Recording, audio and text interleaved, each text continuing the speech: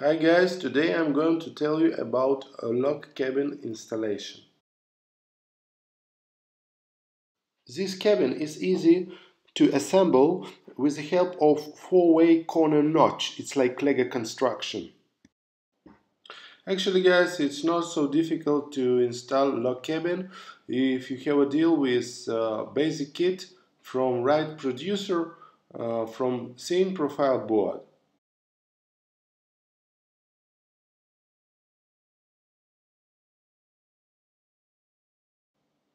Usually log cabins are made from pine or spruce.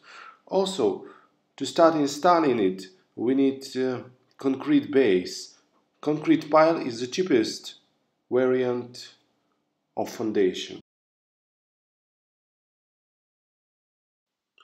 During installation, we put wooden boxes inside pine walls.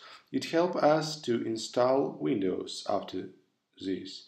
And also, when we finish our basic kit, we need to put rafters from keel wood, also to install roof after.